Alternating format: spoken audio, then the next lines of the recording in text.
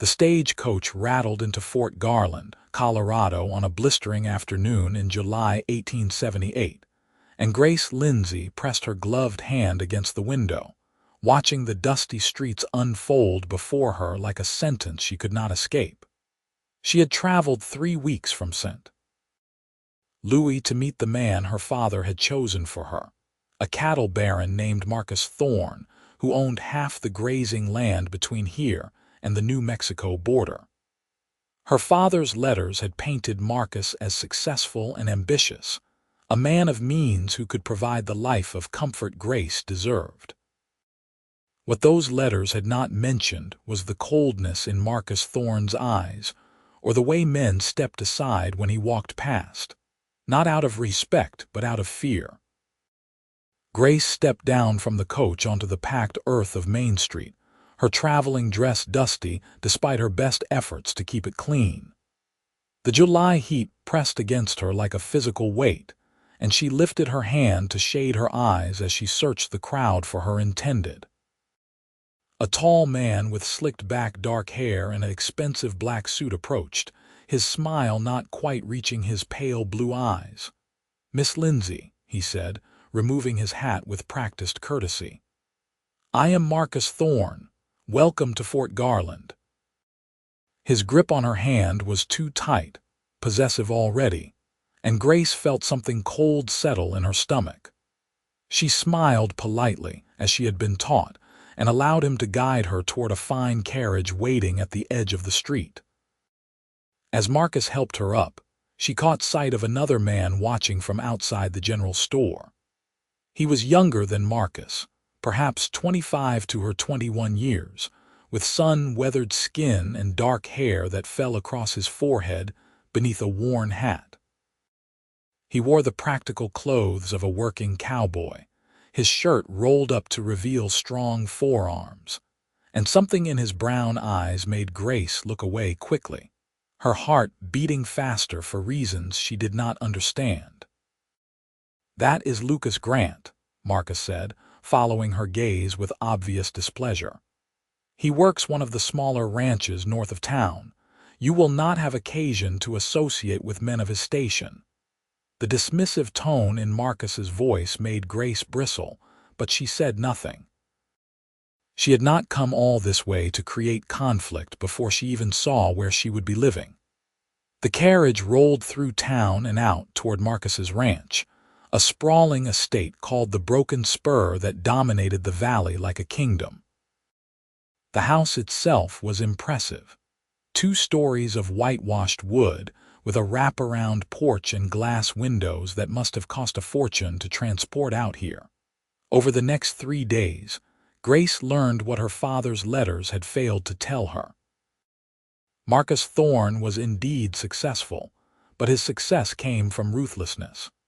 He spoke to his ranch hands like they were less than human, and twice Grace witnessed him strike a worker for minor infractions.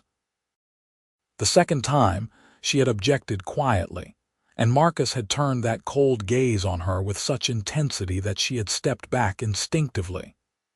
"You will learn not to question me," he had said softly, and the quiet menace in his voice was worse than if he had shouted.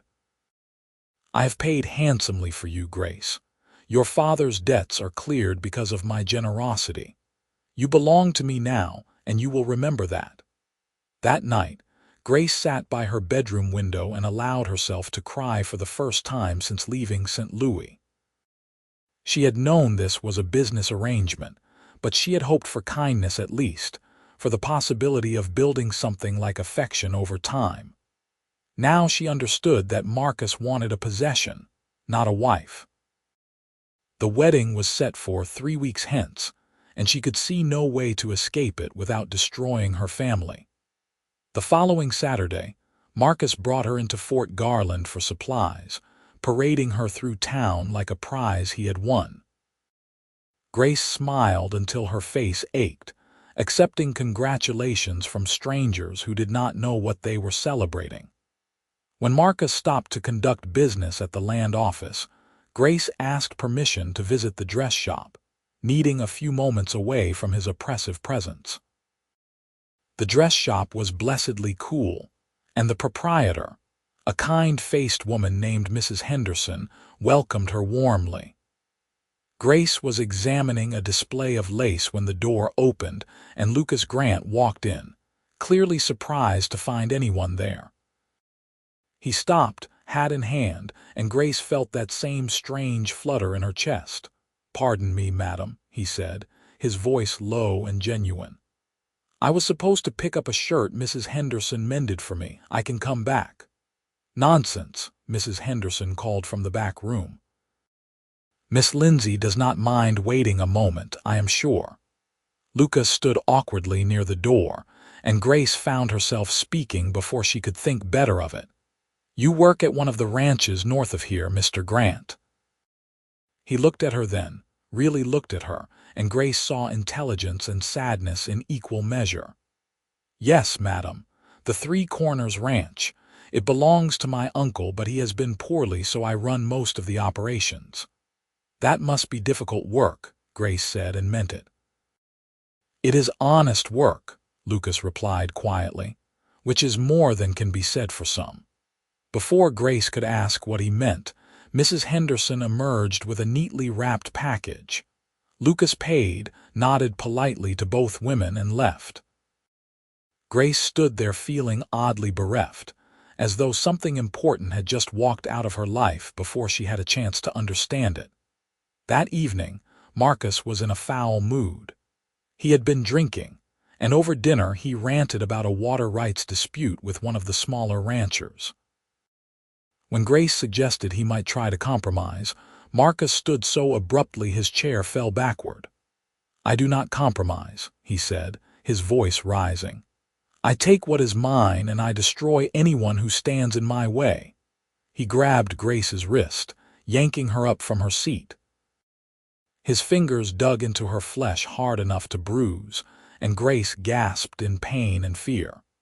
For a moment, she saw pure rage in his eyes, and she understood with terrible clarity that this was the man she was about to marry. Then Marcus seemed to collect himself, releasing her with a dismissive gesture. "Go to your room," he said coldly. "I am tired of your company." Grace fled, her wrist throbbing, her mind racing. She had to find a way out, but where could she go? She had no money of her own, no family in Colorado, and her father's debts meant she could not simply return to St. Louis. She was trapped as surely as if Marcus had locked her in chains. The next morning, Grace insisted on riding into town alone, claiming she needed to order flowers for the wedding. Marcus agreed reluctantly, sending one of his men to accompany her, but allowing her to conduct her business privately. Grace went to the general store first, buying a few small items she did not need, and then she walked slowly down the street, her mind working furiously. She was passing the livery stable when she heard raised voices. Through the open door, she saw Marcus confronting Lucas Grant, his face red with anger. Grace knew she should walk away, but something made her step closer, staying out of sight. "You are stealing water from my land," Marcus snarled. "That creek runs through public territory," Lucas said calmly, though his hands were clenched at his sides. "I have every right to divert some of it to my uncle's land." "You have no rights," Marcus hissed. "I own this valley. I own the sheriff, the land office, and soon I will own that pathetic excuse for a ranch you are trying to keep alive. You do not own everything, Thorne." Marcus moved so fast Grace barely saw it. His fist connected with Lucas's jaw, snapping his head back. Lucas staggered but did not fall, and when he straightened, his expression was dangerous. "Hit me again," Lucas said quietly, "and I will forget you are getting married in a few weeks." "My betrothed has nothing to do with this," Marcus said, but something in his tone made Grace's blood run cold. "Though I suppose you have noticed her. Every man in town has. She is quite beautiful, is she not? Fortunately, she is smart enough to know her place. Any woman who marries you is either desperate or does not know what you really are," Lucas said. Marcus pulled a knife from his belt, the blade catching the sunlight. Grace's heart stopped. But before either man could move, the livery owner stepped between them, a shotgun in his hands. "Take this somewhere else, gentlemen," he said firmly. "I will not have bloodshed in my stable." Marcus sheathed his knife slowly, his eyes never leaving Lucas. "This is not over, Grant. I will see you ruined before summer's end." He strode out, and Grace barely had time to step into the shadow of the building before he passed. Her heart was pounding so hard she thought it might burst from her chest. She waited until Marcus's footsteps faded, then she stepped into the livery, not allowing herself to think about what she was doing. Lucas was leaning against a post, touching his jaw carefully. He looked up when she entered, and surprise flickered across his face, followed quickly by concern. "Miss Lindsey," he said, straightening, "you should not be here." "I saw what happened," Grace said, her voice shaking. "I heard what he said to you." Lucas studied her face for a long moment, and she saw understanding dawn in his eyes. He saw the fear she was trying to hide, the desperation she had not admitted even to herself. He took a step closer, his voice dropping. "How long has he been hurting you?" "He has not," Grace started to say, but Lucas gently took her hand, pushing back the sleeve of her dress to reveal the dark bruises on her wrist. His jaw tightened, and when he looked at her again, his eyes were blazing. "You cannot marry him," Lucas said. "Grace, you cannot." Hearing him use her first name felt intimate, forbidden, and wonderful all at once. Grace pulled her hand back, wrapping her arms around herself. "I have no choice," she whispered. "My father's debts, my family's reputation, everything depends on this marriage. And what about your life?" Lucas demanded. "Marcus Thorne is a violent man. I have seen what he does to people who cross him. If you marry him, you will spend every day walking on broken glass, waiting for him to explode." "What would you have me do?" Grace asked, and she hated the helplessness in her own voice. "I have nowhere to go, no money, no prospects. If I run, he will find me. He told me himself that he paid handsomely for me." "Run while you still can," Lucas said, and the urgency in his voice made her look up sharply. "I know people who can help you. My aunt in Denver would take you in, no questions asked. I can get you on a stage tonight before Marcus even knows you are gone." "He will come after me," Grace said. "He will destroy my family." "He will destroy you if you stay," Lucas countered. "Grace, please. I know we are strangers, but I cannot stand by and watch you walk into that kind of hell. Let me help you."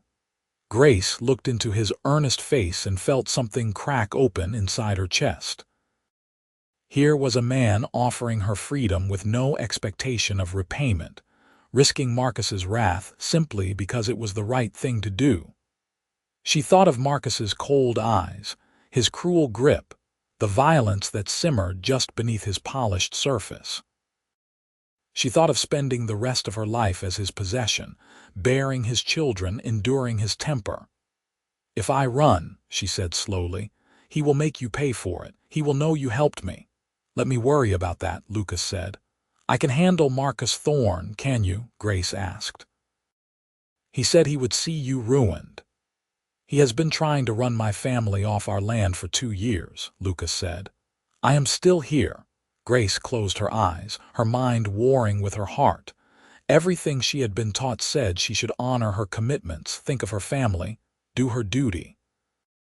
But something deeper, something primal was screaming at her to run, to survive, to save herself while she still could.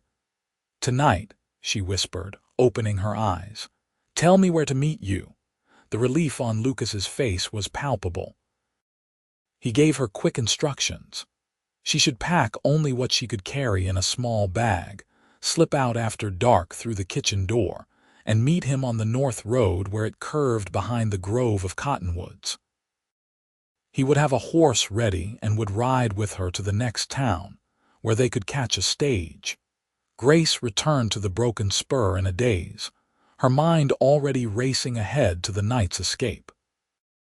Marcus was in a better mood at dinner, probably because he had spent the afternoon terrorizing someone else. He spoke about the wedding plans, about the dress he expected Grace to wear, about the guests he had invited. Grace nodded and smiled and felt like she was watching herself from a great distance.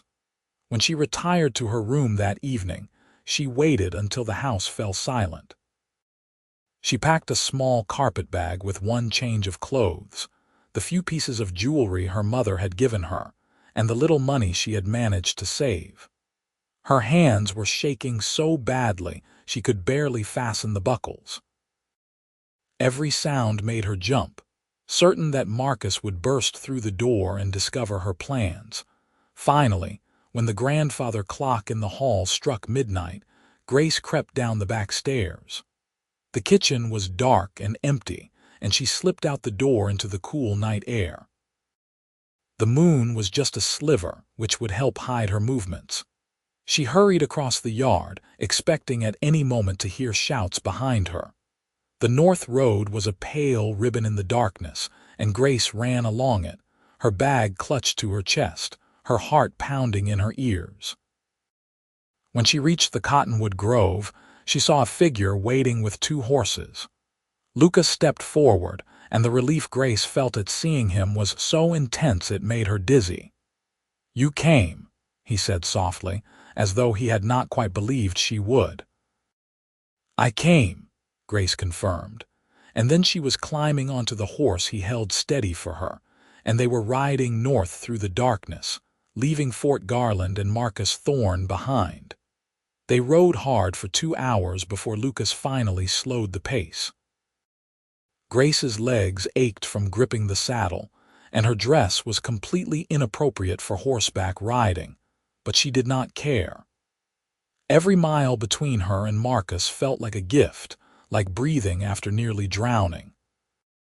"There is a town called San Luis about 15 miles north," Lucas said as they let the horses walk.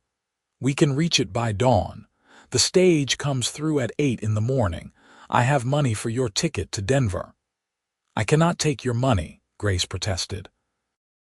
"You can and you will," Lucas said firmly.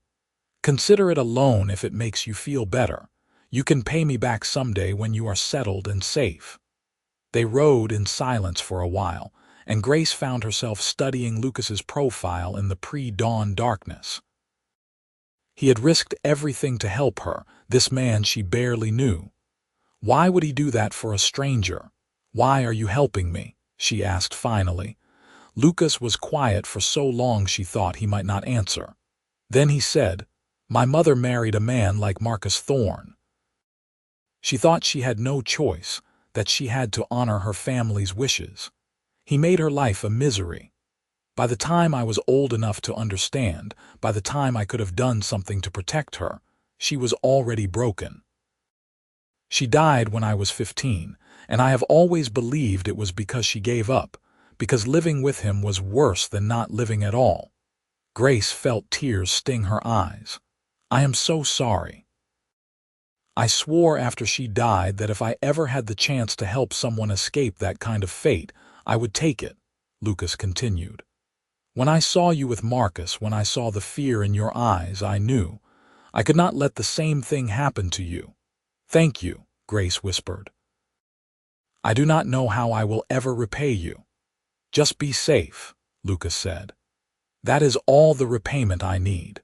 They reached San Luis as the sun was painting the eastern sky pink and gold. It was a smaller town than Fort Garland, just a handful of buildings clustered around a dusty main street. Lucas helped Grace down from her horse and led her to the small hotel next to the stage office. "Get a room and rest," he told her. "I will come get you when the stage is ready to leave."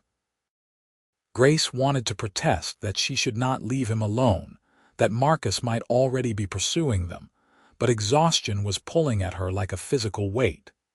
She took the key from the desk clerk and climbed the narrow stairs to a small but clean room. She had intended to stay awake, to keep watch, but the moment she sat on the bed, sleep claimed her. She woke to knocking on her door and sat up in panic before she heard Lucas's voice calling her name softly. She opened the door to find him standing there with bread and cheese wrapped in cloth. "You need to eat," he said. "The stage will be here in an hour." Grace took the food gratefully, suddenly ravenous. Lucas sat in the single chair while she ate, his expression troubled. "What is wrong?" Grace asked. "I was thinking about what happens after you leave," Lucas said slowly. "Marcus will know I helped you. He will come after my uncle's ranch, after everything I have worked for. I am not afraid of that, but I want you to know that whatever happens, I do not regret this. I would do it again." Something in his words, in the way he looked at her, made Grace's heart stutter. She set down the bread and moved to sit on the edge of the bed, closer to him. "Come with me," she said impulsively. "Come to Denver. You said yourself that Marcus will make your life impossible here. Why stay and fight a battle you might not win?" "I cannot leave my uncle," Lucas said. "He is sick and he depends on me. The ranch has been in our family for 20 years. I cannot just abandon it. Even if it costs you everything?" Grace asked. "Even then," Lucas said, and she heard the resignation in his voice. "Some things are worth fighting for, even when the odds are against you." Before Grace could respond, the sound of horses thundered through the street below. Lucas was at the window in an instant, and Grace saw his expression harden. "Marcus," he said. "He is here." Terror flooded through Grace's veins like ice water. "How did he find us so quickly?" "He must have discovered you were gone sooner than we thought," Lucas said, already moving toward the door. "Stay here. Lock the door behind me and do not open it for anyone but me." "Lucas, no," Grace said, grabbing his arm. "He will kill you. He will try," Lucas said grimly. "But I will not let him take you back. I promise you that." He left before Grace could stop him, and she heard his boots pounding down the stairs. She ran to the window and looked down to see Marcus dismounting in front of the hotel, 3 of his men with him. Her heart sank. Lucas was outnumbered and outgunned. Grace could not stay hidden while Lucas risked his life for her. She grabbed her carpet bag and flew down the stairs, emerging onto the street just as Marcus spotted Lucas. "Grant," Marcus snarled. "I should have known you were behind this, stealing my property like you tried to steal my water." "She is not your property," Lucas said, his voice steady despite the guns pointed at him. "She is a human being and she has every right to leave you." "She is my betrothed," Marcus said. "Her father sold her to me to clear his debts. She belongs to me legally and morally, and I will take her back." "No," Grace said, stepping forward. "I do not belong to you, Marcus. I never did. I am not going back." Marcus's face contorted with rage when he saw her. "You ungrateful little witch. Do you know what your family will suffer when I tell your father you ran away like a common whore?" "My father will understand," Grace said, though she was not sure that was true. "He would not want me to marry a man who beats his workers and threatens anyone who stands up to him." "Your father wants his debts cleared," Marcus said coldly. "And they will not be unless you come back with me right now." "Then they will not be cleared," Grace said, and saying the words felt like cutting a rope that had been strangling her. "I would rather my family be poor than be married to you." Marcus pulled his gun, pointing it directly at Lucas. "Come back, or I will kill him right here in the street." Grace's breath caught. She looked at Lucas and saw him shake his head slightly, saw him mouth the word no, but she could not let him die for her. She took a step toward Marcus. "Grace, do not," Lucas said sharply. Before anyone could move, the sheriff emerged from the building across the street, his own gun drawn. Grace had not even known there was law in this tiny town. The man was older, with steel-gray hair and the weathered look of someone who had seen too much violence. "Put the gun down, Thorne," the sheriff said calmly. "We do not draw weapons on unarmed men in San Luis." "This is none of your concern, Sheriff Carson," Marcus said, not lowering his gun. "This is a private matter. You made it public when you rode into my town with armed men. Sheriff Carson said. "Now put the gun away before I arrest you for disturbing the peace." "You know who I am," Marcus said dangerously. "You know what I can do." "I know you think you are powerful because you have money and land in Fort Garland," Sheriff Carson said. "But here, you are just another man waving a gun around, and I do not tolerate that." For a long moment, no one moved. Grace held her breath, waiting for Marcus to pull the trigger to start a gunfight that would leave people dead in the street. But finally, slowly, Marcus lowered his weapon. "This is not over," he said, his eyes burning into Grace. "You think you can run from me, but I will find you. I will make you pay for this humiliation. If you threaten her again, I will arrest you," Sheriff Carson said. "And I strongly suggest you get back on your horse and return to Fort Garland before I change my mind about letting you leave." Marcus stared at Grace for another long moment, and she saw such hatred in his eyes that she shuddered. Then he mounted his horse with swift, angry movements, his men following suit. They rode out of town at a gallop, leaving dust hanging in the air. Grace's legs went weak, and suddenly Lucas was there, catching her before she could fall. She clung to him, shaking with reaction, and felt his arms come around her solid and reassuring. "You are safe," he murmured. "You are safe now." Sheriff Carson approached, holstering his gun. "Miss, I take it you do not want to go with that man." "No," Grace said, straightening but not quite able to let go of Lucas. "He was my betrothed, but I cannot marry him. He is violent and cruel." The sheriff nodded slowly. "I've heard stories about Marcus Thorne, none of them good. You are welcome to stay in San Luis as long as you need to. We look after our own here, and anyone running from Thorne is a friend of mine." "Thank you, Sheriff," Lucas said, "but I think it would be safer if she left Colorado entirely. Thorne has a long reach." "Probably wise," the sheriff agreed. "The stage will be here in 30 minutes. I will make sure you get on it safely." True to his word, Sheriff Carson stayed with them until the stagecoach arrived. Grace bought her ticket to Denver with the money Lucas pressed into her hand, and then they stood together in the morning sunlight, neither quite knowing what to say. "I do not know how to thank you," Grace said finally. "You saved my life, Lucas, truly." "You saved yourself," Lucas said. "You were brave enough to run. I just helped you along the way." "What will you do now?" Grace asked. "Marcus will still come after your ranch." "I will deal with that when it happens," Lucas said. "Right now, I just need to know you will be safe." The stage driver called for passengers to board, and Grace felt panic rise in her throat. She did not want to leave Lucas, this man who had risked everything for her. But what choice did they have? She had to disappear, to rebuild her life somewhere Marcus could not find her. And Lucas had to return to his uncle to defend the ranch he loved. Grace stood on her toes and kissed Lucas's cheek quickly, feeling his surprise. "Thank you," she whispered, "for everything. I will never forget you." She climbed into the stage before she could lose her courage, and moments later they were rolling north. Grace watched through the window as Lucas stood in the street, his hand raised in farewell, until the town disappeared behind a curve in the road. The journey to Denver took 3 days, changing stages twice and sleeping in rough roadside stations. Grace spent the time thinking about what she would do, how she would survive in a strange city with no family and very little money. Lucas's aunt was expecting her, he had said, but what if she was not the kind woman Lucas believed? What if she turned Grace away?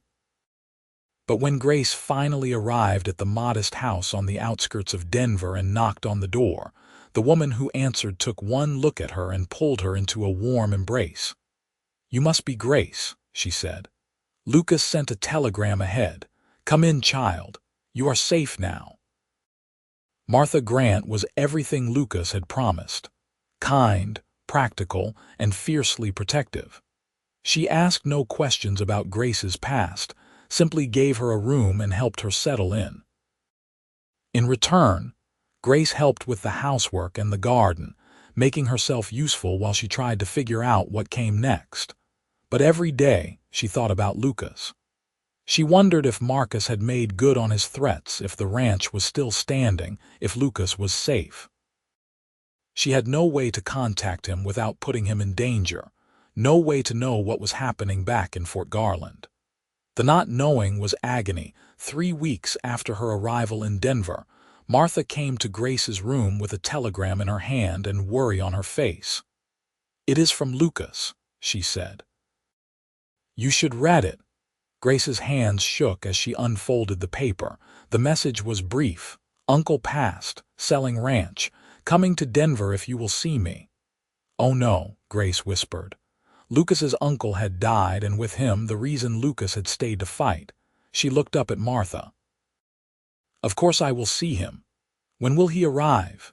"The telegram came from Pueblo," Martha said. "So perhaps tomorrow or the day after." Grace could not sleep that night, her mind full of questions and worry.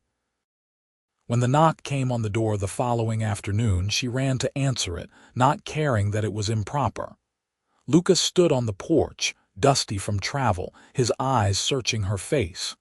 "Grace," he said, and just hearing him say her name made her heart ache. "Come in," she said. "Please come in." They sat in Martha's parlor, and Lucas told her everything. His uncle had died peacefully in his sleep 2 weeks earlier. Without him, Lucas had not seen the point in fighting Marcus for land that held only painful memories.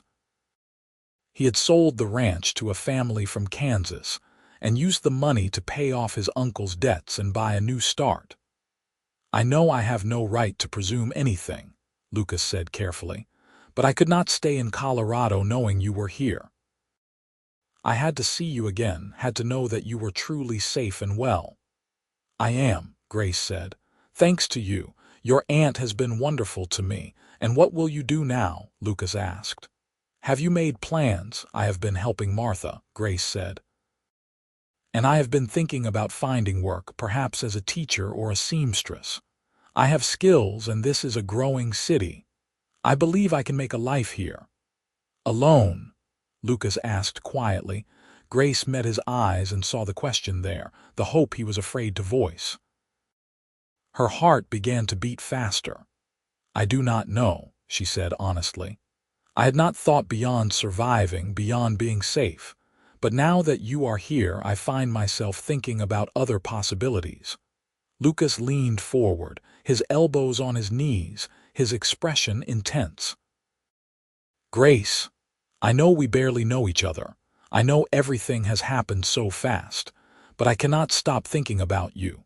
From the moment I saw you in Fort Garland, something inside me recognized something in you. And when I held you in San Luis, when I thought Marcus might take you away or hurt you, I knew that I could not bear it. I knew that somehow, in just a few days, you had become essential to me." Grace felt tears spill down her cheeks.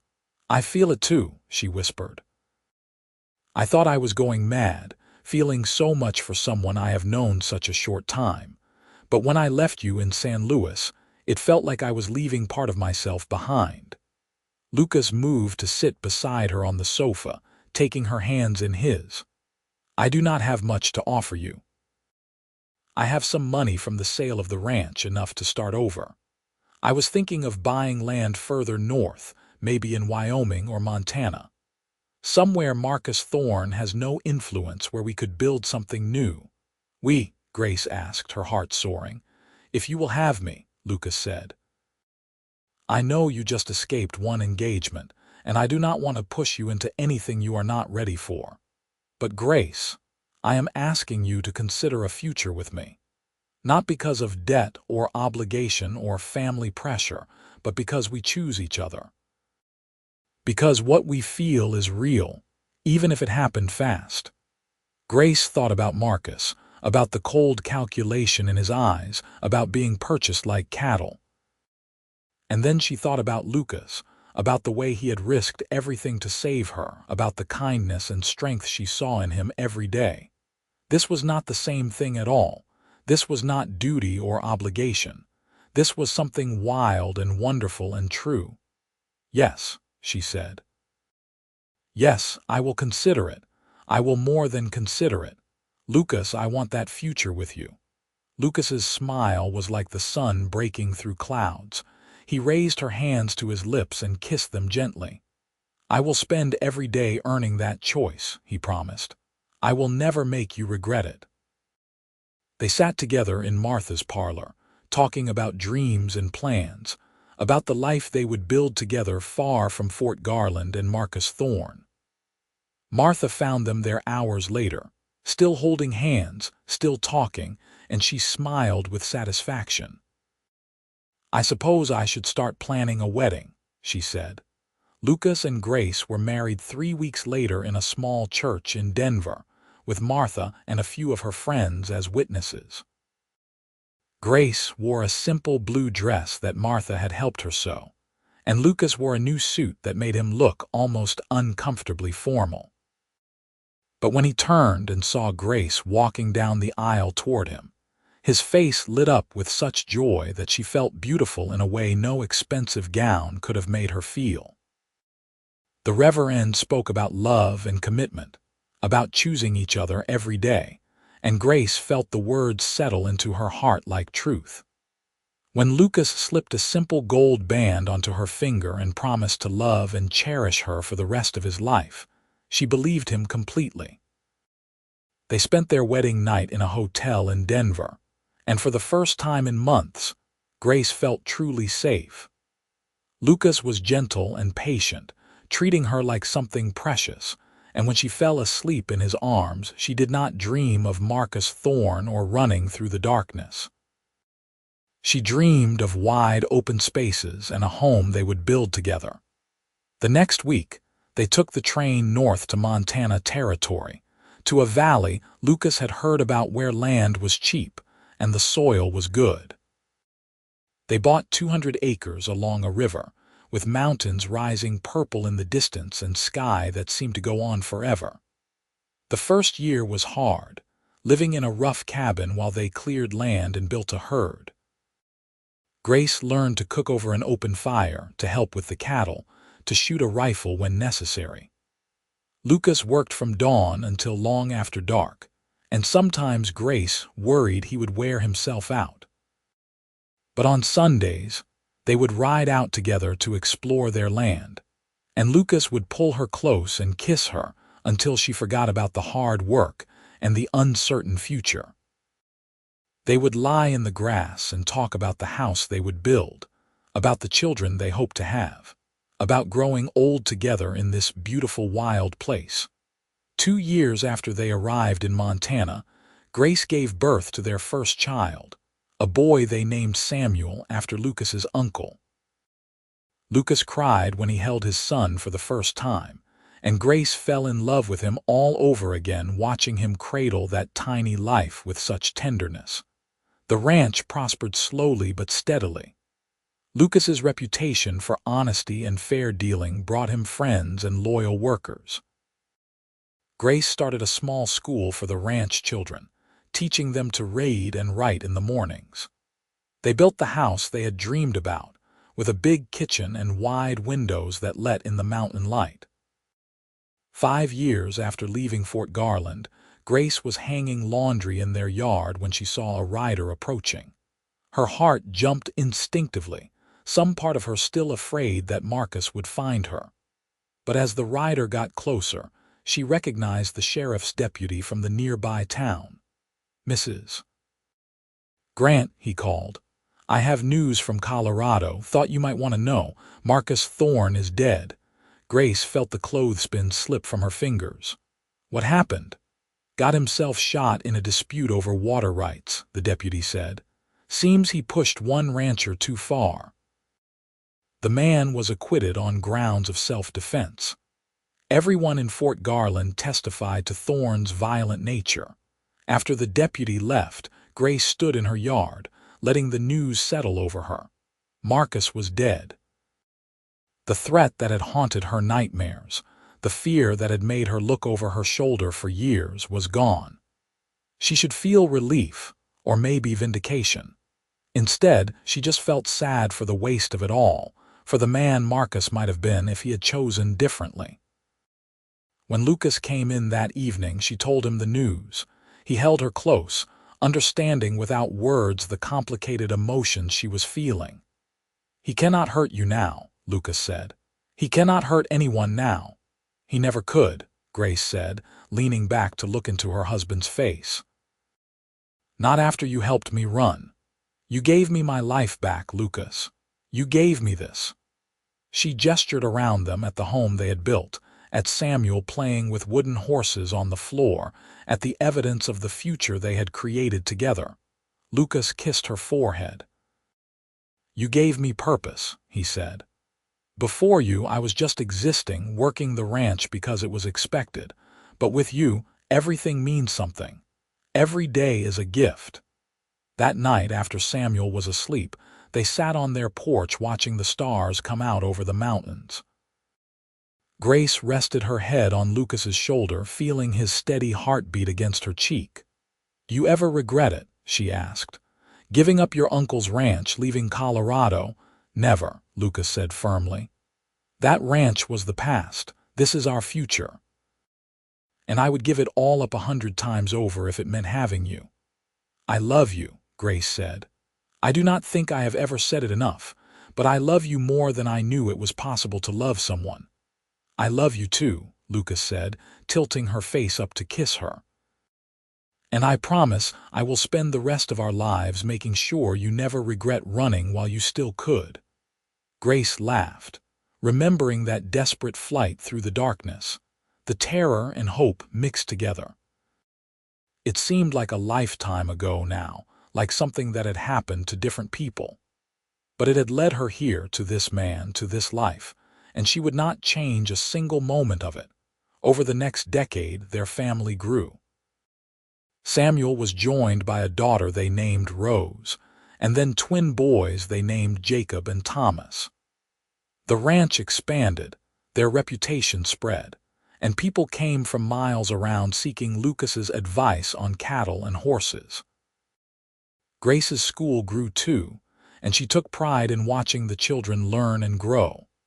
When Samuel was 12, he asked Grace about her past, about why she did not have family who visited like other children's grandparents did. Grace sat with him in the kitchen and told him the truth about the arranged marriage, about Marcus's violence, about his father's courage in helping her escape. "Papa is a hero," Samuel said with the absolute certainty of a child. "Yes," Grace agreed. "He is." But when she told Lucas what Samuel had said, he shook his head. "You are the hero of that story," he insisted. "You were brave enough to run, brave enough to choose your own life. I just opened the door. You walked through it." As the years passed, and their children grew into adults with families of their own, Grace and Lucas would sit on their porch in the evenings, holding hands and watching the sunset paint the mountains gold and purple. They talked about everything and nothing, comfortable in the silences as much as the conversation. "You remember the day we met?" Grace asked one evening when they were both well into their 60s. "Of course," Lucas said. "You were standing in Mrs. Henderson's dress shop, and you looked so sad and so beautiful at the same time. I wanted to help you, but I did not know how." "And then you saw the bruises," Grace said. "And then I knew I had to do something," Lucas confirmed. "I could not let him destroy you the way my father destroyed my mother." "You saved me," Grace said simply. "We saved each other," Lucas corrected. "You gave me a reason to be brave. You gave me something worth fighting for." They sat in comfortable silence for a while, and then Grace said, "I have been thinking about writing it all down, our story, for the grandchildren so they understand where we came from." "They should know," Lucas agreed. "They should know that sometimes love happens fast, when you least expect it. And that sometimes the bravest thing you can do is run toward an uncertain future rather than stay in a certain hell." Grace turned to look at her husband, this man who had changed the course of her life with an act of desperate kindness. His hair was gray now, his face weathered by years of hard work and mountain sun. But his eyes were the same, warm and steady and full of love. "I would run toward you again," she said. "Every time, in every lifetime." Lucas smiled and pulled her close, kissing her with the same tenderness he had shown on their wedding night 40 years earlier. "And I would always tell you to run," he said. "Run while you still can, straight to me." Their children and grandchildren would gather at the ranch for holidays and celebrations, filling the house with noise and laughter. Grace would watch Lucas with the little ones, patient and kind, and marvel at how different his approach was from what she had known with Marcus. Lucas built up instead of tearing down. He encouraged instead of controlling. And their children grew up knowing they were loved unconditionally, that they could make their own choices, that their lives were their own. When Grace turned 70, the whole family came to celebrate. They had a party with food and music, and as the evening wound down, Samuel stood up to make a toast. "To my mother," he said, raising his glass, "who taught us that courage is not the absence of fear, but the decision to act despite it. And to my father, who showed us that real strength is using your power to protect the vulnerable, not to dominate them. Together, you have built something beautiful here, not just a ranch but a family and a legacy. We love you both." Grace cried happy tears, and Lucas held her hand under the table, squeezing gently. Later, when everyone had gone to bed, they walked out to the barn together, moving slowly but still comfortable in their own skins. "We did good, did we not?" Lucas asked, looking around at the land they had built from nothing. "We did better than good," Grace said. "We built something real and lasting. We raised children who know how to love. We proved that choosing each other, even in the midst of chaos and fear, was the right choice." "The only choice," Lucas said. "From the moment I saw you, there was never any other choice." They lived another 10 years together, growing old with grace and gratitude.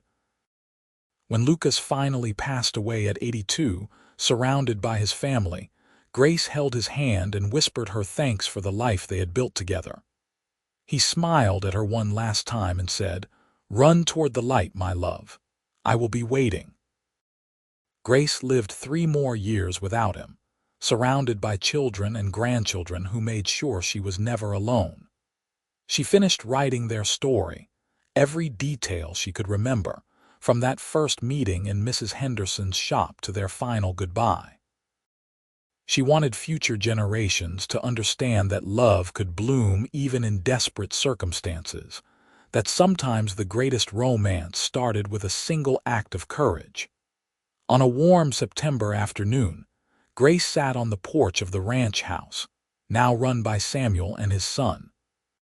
She was looking at the mountains, thinking about Lucas, when she felt a sudden peace settle over her. She closed her eyes and let herself drift, feeling lighter than she had in years. They found her there an hour later, a peaceful smile on her face, the finished manuscript of their story on the table beside her. On the last page she had written, "We ran while we still could, and we ran toward love. It was the best decision of my life." The family buried her next to Lucas on a hill overlooking the valley, with a simple stone that read, "Grace Lindsey Grant, 1857–1952. Beloved wife, mother, grandmother. She chose courage and found love." Samuel stood at the grave with his siblings, his own children and grandchildren gathered around. He thought about his parents, about the incredible story they had lived, about the legacy they had left behind. His mother had been right to write it all down. Future generations needed to know that sometimes the most important thing you could do was trust your instincts, be brave enough to run from danger, and open your heart to unexpected love. "Run while you still can," Samuel said softly, repeating his father's famous words. "That is what Papa told Mama, and she did. She ran straight into the life she was meant to live. The story of Lucas and Grace Grant became family legend, passed down through generations. Their descendants spread across Montana and beyond, but they all carried the same lesson, that true love is not about control or possession, but about freedom and choice. That the bravest thing you can do is save yourself, and the most noble thing you can do is help someone else save themselves. And in a small museum in Fort Garland, Colorado, there is a display about the town's history. Among the stories of cattle barons and water rights disputes, there is a small mention of Marcus Thorne, who died violently at age 37. Next to it is a notation about his intended bride, Grace Lindsey, who fled before the wedding and was never seen in Fort Garland again. What the museum does not mention is that Grace lived a long and joyful life, that she built a thriving ranch with the man who helped her escape, that she raised 4 children who knew only love and respect in their home. It does not mention that she wrote her story by hand in careful script, or that her descendants still gather at the Montana ranch every year to celebrate the courage it took to run while she still could. But that story lives on in the hearts of those who knew them, in the land they cultivated, in the values they passed down. Lucas Grant told Grace Lindsey to run while she still could, and in doing so, he gave her not just freedom but a future filled with love. And Grace ran, not away from something but toward someone, toward a life she chose for herself, toward a love that sustained her for 70 years and beyond. That is the real legacy of Fort Garland, Colorado, 1878. Not the violence and greed of men like Marcus Thorne, but the quiet courage of people like Grace and Lucas, who looked at an impossible situation and found a way through it together, who turned a desperate escape into a lifelong romance, who built something beautiful from the ashes of fear and control. Their story reminds us that sometimes love happens in an instant, in the space between seeing someone's pain and deciding to help. That sometimes the most romantic thing is not flowers or poetry, but standing between danger and the person you love. That sometimes running away is not cowardice, but the bravest thing you can possibly do. And most importantly, their story tells us that it is never too late to choose yourself, to demand better, to run toward the life you deserve. Grace was 21 when she climbed onto that horse and rode away from Marcus Thorne. She could have stayed, could have resigned herself to a life of fear and pain. But she ran while she still could, and in running, she found everything she had ever wanted. Lucas was 25 when he helped a stranger escape, risking his own safety and future for someone he barely knew. He could have looked away, could have decided it was not his problem. But he chose courage and compassion, and in doing so, he found the love of his life. Together, they proved that the best stories are not about perfection or wealth or social standing. The best stories are about real people making hard choices, about finding love in unexpected places, about building a life based on respect and freedom and genuine affection. Their story is not a fairy tale. It is something better. It is real, messy, beautiful, and true. And that is what makes it worth remembering, worth telling, worth celebrating for generations to come.